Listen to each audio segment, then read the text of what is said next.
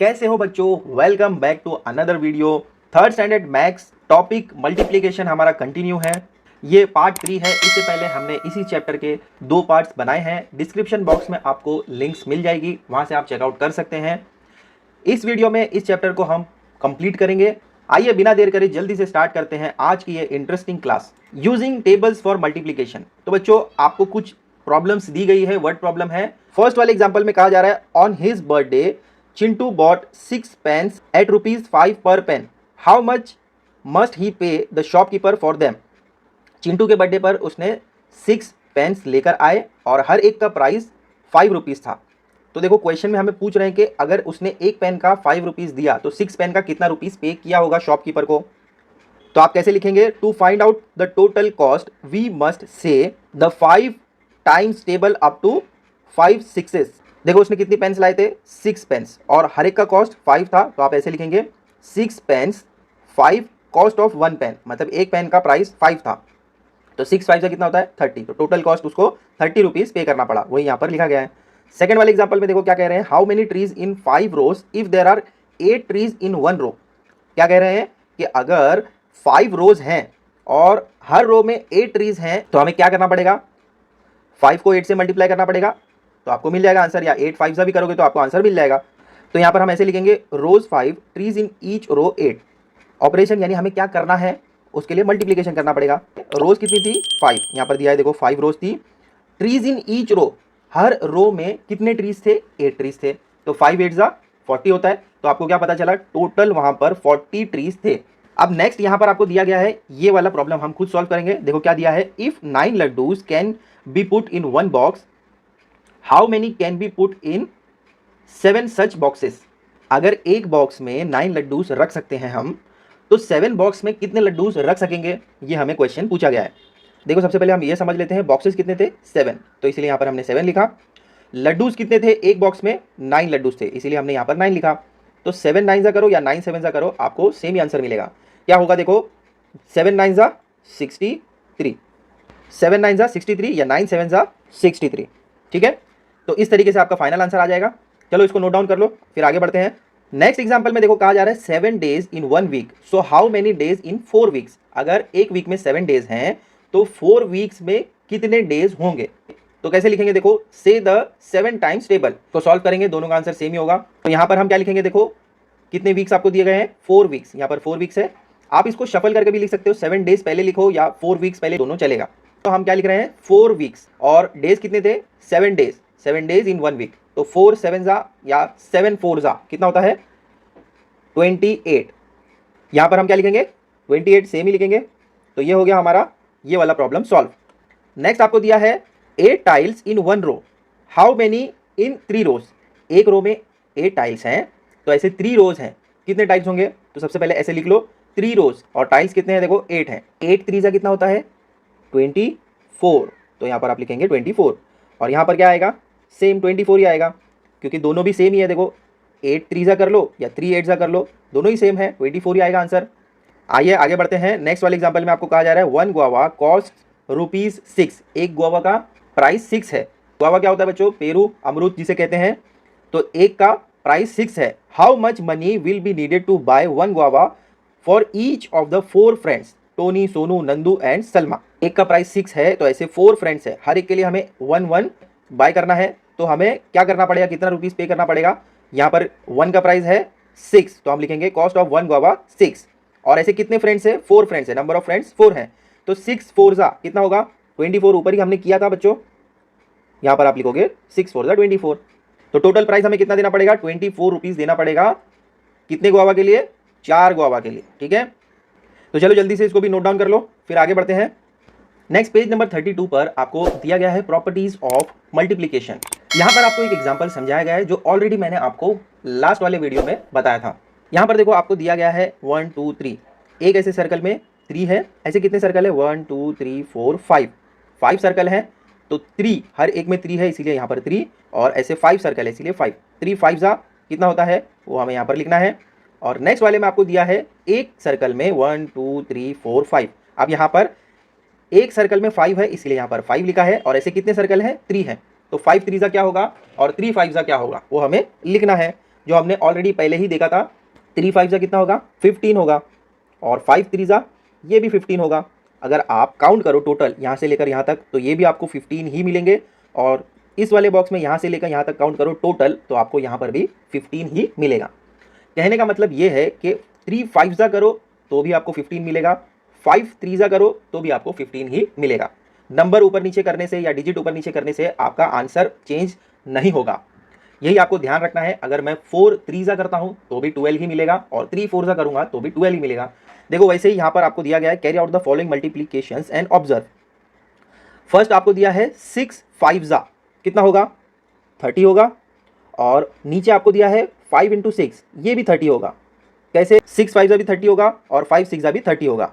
देखो नंबर यहाँ पर पहले 6 लिखा था, बाद में 5, और नेक्स्ट में 5 पहले है और 6 बाद में, लेकिन नंबर तो सेम है ना बच्चों, तो इसलिए यहाँ पर आपका जो मल्टीप्लीकेशन का आंसर है वो भी सेम होगा। 6 को अगर आप मल्टीप्लाई करोगे 5 से, या 5 को मल्टीप्लाई करोगे 6 से, आंसर आपको 30 ही मिलेगा। देखो नेक्स्ट क्वेश्चन आपको दिया है 8 3 24, और 3 8 भी 24 ही होगा, क्योंकि देखो डिजिट आपको जो दिए गए हैं यहाँ पर 8 3 है और 3 8 है, इसको अगर रिवर्स कर लोगे तो चेंज नहीं होगा आपका आंसर, ठीक है।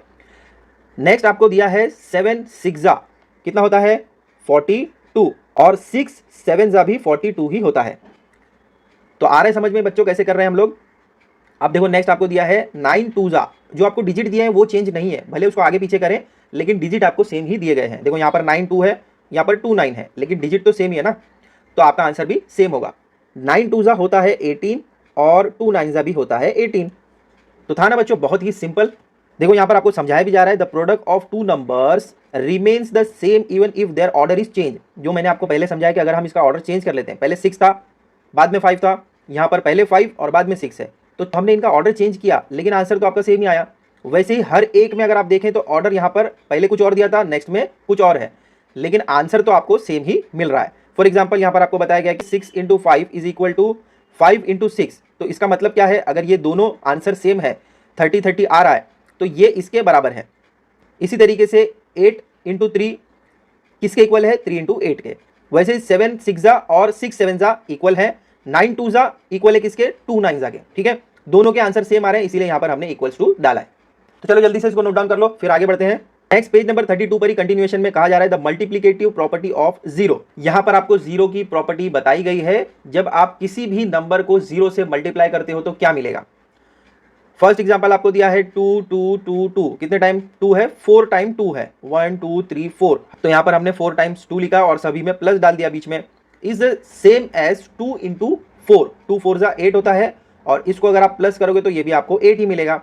तो इस तरीके से लॉन्ग वे में लिखने से अच्छा है कि आप ऐसे लिखो 2 × 4 इज इक्वल टू 8।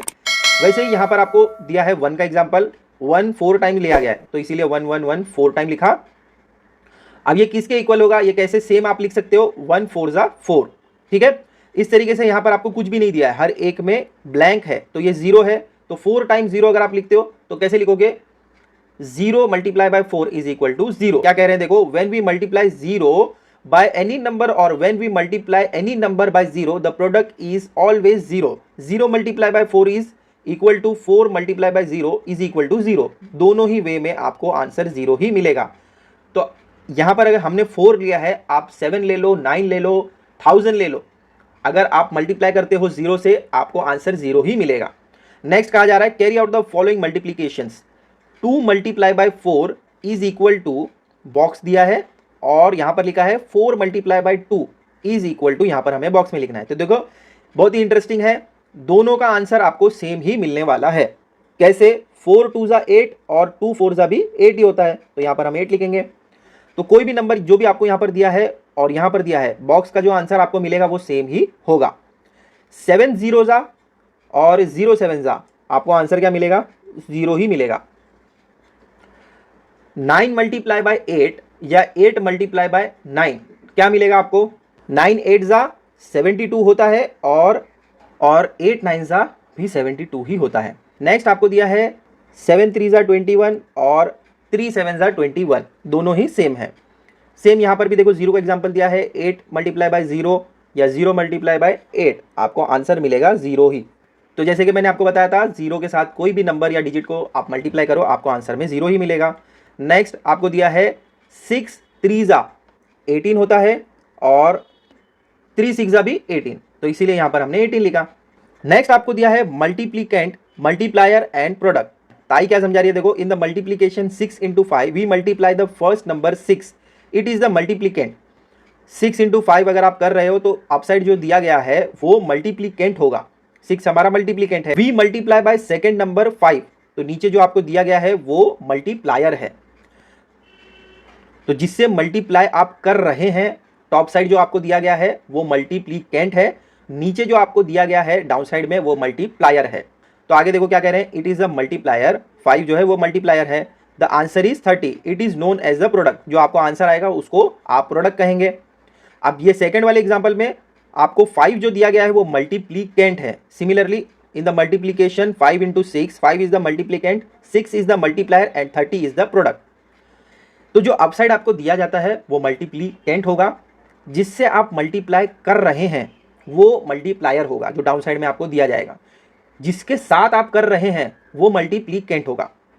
एक एग्जांपल अगर आप लेते हैं, यहाँ पर अगर आप देखें तो 2 मल्टीप्लाई बाय 4 किया है हमने, तो 2 जो है वो हमारा मल्टीप्लिकेंट है और 4 जो है वो मल्टीप्लायर है। 8 क्या है, प्रोडक्ट है। तो यहाँ पर आपको समझ में आ गया होगा, आया समझ में, इस तरीके से आपको करना है। तो यहाँ पर पार्ट 3 के साथ आपका चैप्टर मल्टीप्लिकेशन भी कंप्लीट होता है। इस चैप्टर के दोनों पार्ट्स की लिंक हमने डिस्क्रिप्शन बॉक्स में दी है, आप वहाँ से चेकआउट कर सकते हैं। कंप्लीट चैप्टर हमने सॉल्व किया है, हर एक सम को बहुत ही डिटेल में समझा है। चैनल को सब्सक्राइब नहीं किया है तो जल्दी से चैनल को सब्सक्राइब कर लो। मिलते हैं अगले वीडियो में, till then take care, bye.